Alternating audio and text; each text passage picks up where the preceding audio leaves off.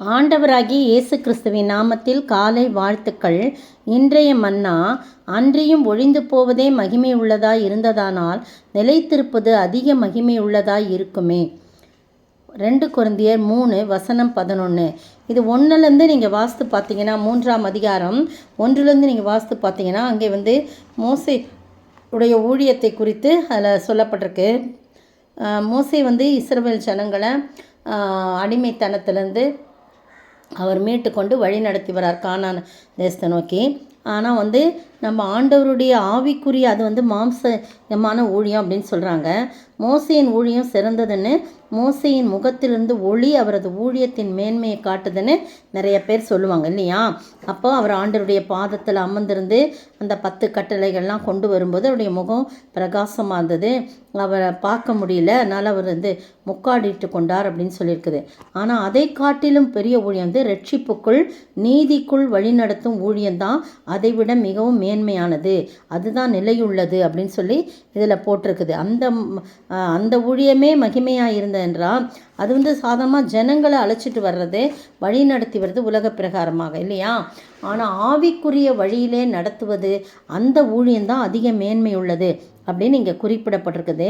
அப்படிப்பட்ட ஊழியம் மோசையின் முகத்தில் இருந்ததை விட மிகவும் பிரகாசமான விண்மீனை போன்றது, நட்சத்திரத்தை போன்றதுன்னு தானியேல் 12:3 நம்ம வாசிக்கணும். ஞானவான்கள் ஆகாய மண்டலத்தின் ஒளியைப் போலவும் அநேகரை நீதிக்குட்படுத்துகிறவர்கள் நட்சத்திரங்களைப் போலவும் என்றென்றைக்கும் உள்ள சதா காலங்களிலும் பிரகாசிப்பார்கள் அப்படின்னு சொல்லி தானியேலில் போடப்பட்டிருக்கு. அப்போ அது ஒரு மேன்மையான ஊழியம் அப்படின்னு சொல்லப்பட்டிருக்குது.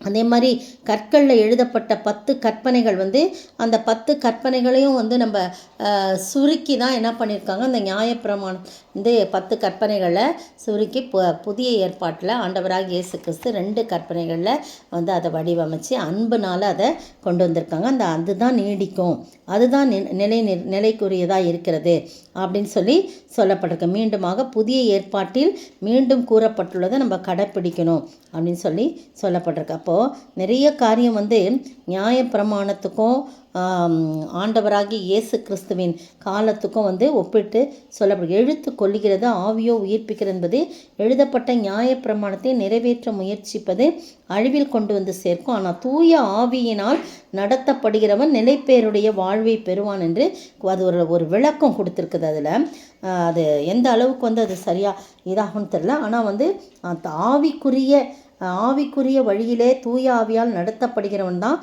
நிலையான வாழ்வு பெறுவான், நிலையுள்ளவன், அதுதான் நிலையுள்ளது என்று சொல்லி இந்த நம்ம 6ஆம் வசனத்தில் கூட அதில் பார்க்குறோம்.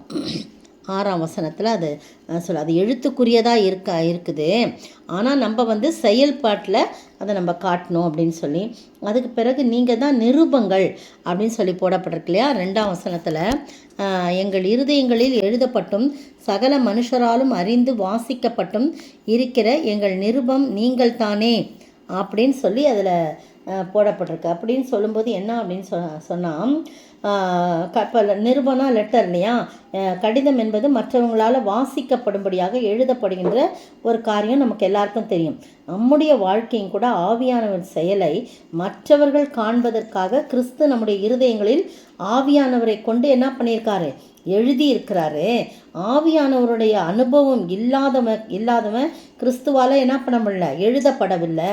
நம்ம எழுதப்பட்டிருக்கிறோமா, நம்முடைய வாழ்க்கையிலே ஆவியின் கனி காணப்படுகிறதா, நம்ம மூலம் யாராவது இயேசுவை ரட்சகராக ஏற்றுக்கொண்டுள்ளாங்களா, நம்மளை பார்க்கிறவர்கள் இயேசுவை பார்க்குறாங்களா, அதுதான் நிருபமாக நாம் எழுதப்பட்டிருக்கிறது என்பதற்கு அடையாளமாக காணப்படுது. எனவே பிரியமானவர்களே, நீங்களும் நானும் அந்த மோசேயின் மகிமையான ஊழியம் அவருடைய முகம் பிரகாசித்தது என்று எழுதப்பட்டிருந்தாலும் நானும் நீங்களும் ஆண்டவருடைய வார்த்தைகளை நம்ம என்ன பண்ணோம், மற்றவர்களுக்கு சொல்லும் போதும் அவர்களை நீதிக்குட்படுத்த போதும் நம்முடைய அந்த ஊழியம் அதை காட்டிலும் மிகவும் பிரகாசமாகவும் நட்சத்திரங்களைப் போலவும் ஒளி வீசக்கூடியதாய் காணப்படுகிறது என்று சொல்லப்படுது. பாருங்கள், இன்னொரு காரியம், மோசே என்ன பண்ணிட்டாரு, முக்காடிட்டதுனால அந்த ஒளி மறைஞ்சு போகுது இல்லையா.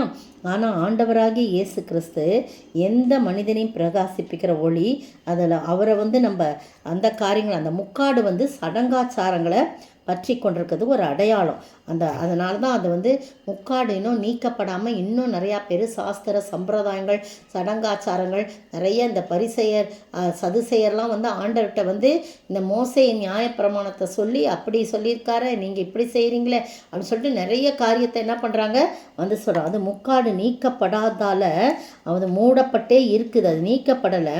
அதனால் அவங்க என்ன பண்ணல, மெய்யான ஒளியாகிய இயேசுவை, எந்த மனுஷனையும் பிரகாசிப்பிக்கிற மெய்யான ஒளியாகிய இயேசுவையும் அவர் கொடுக்குற அந்த ரட்சிப்பு வந்து ரட்சிப்பின் மூலமாக அந்த முக்காடு நீக்கப்படுகிறது.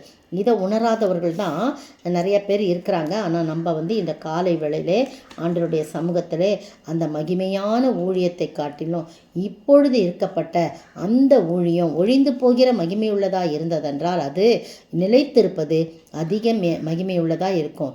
இந்த ஊழியம் ஆவிக்குரிய வழியில் ஜனங்களை நடத்துவது தான் மெய்யான ஊழியமாக இருக்குது. அதுவே மெய்யான மகிமையாக இருக்குது. ஆண்டவர் தாமே இந்த வார்த்தைகளை ஆசீர்வதித்து அப்படிப்பட்ட ஊழியத்தை நாம் செய்யும்படியாக நம்ம அர்ப்பணிக்க கிருபை செய்வாராக. ஆமேன்.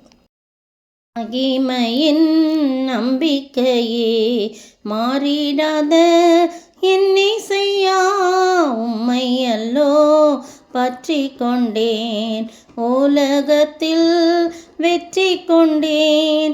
தூதித்து தூதித்து மகிழ்ந்து புகழ்ந்து தூயவர் உம்மை நான் போற்றுவேன். தூதித்து தூதித்து மகிழ்ந்து புகழ்ந்து தூயவர் உம்மை நான் பாடுவேன். ஸ்தோத்திரிக்கிற ஆண்டவரே, துதிக்கிற ராஜா, வாழ்த்துகிற வணங்கிறப்பா தகப்பனே, இந்த அருமையான நேரத்துக்காய் ஸ்தோத்திரம். கர்த்தாவே, மோசேயின் ஊழியம் மகிமையானதாக இருந்தாலும் ஆண்டவரே, அதை காட்டிலும் ஆண்டவரே தகப்பனே கர்த்தாவே, இதோ சுவாமி மகிமையின் ஊழியமாகிய நீதிக்குட்படுத்துகிற ஊழியத்தை நாங்கள் செய்யும்படியாக நீதாமே அதுவே நிலையானதாக இருக்கிறது என்பதை வாசித்தோம், கேட்டோம். ஆண்டவரே, அப்படிப்பட்ட ஊழியத்தை செய்ய எங்களை அர்ப்பணிக்கிறோம். காத்துக்கொள்ளுங்க, வழிநடத்துங்க. இயேசுவின் நாமத்தில் ஜெபிக்கிறேன் பிதாவே, ஆமேன். நேற்றைய பதில் ஆபிரகாம் முதல் தாவீது வரைக்கும் 14 தலைமுறைகளும், தாவீது முதல் பாபிலோனுக்கு சிறைப்பட்டு போன காலம் வரைக்கும் 14 தலைமுறைகளும், பாபிலோனுக்கு சிறைப்பட்டு போன காலம் முதல் கிறிஸ்து வரைக்கும் 14 தலைமுறைகளுமாம். மத்தேயு 1:17. இன்றைய கேள்வி: எந்த வசனம் எந்த தீர்க்கதரிசியினால் நிறைவேறிற்று? எந்த வசனம் எந்த தீர்க்கதரிசியினால் நிறைவேறிற்று?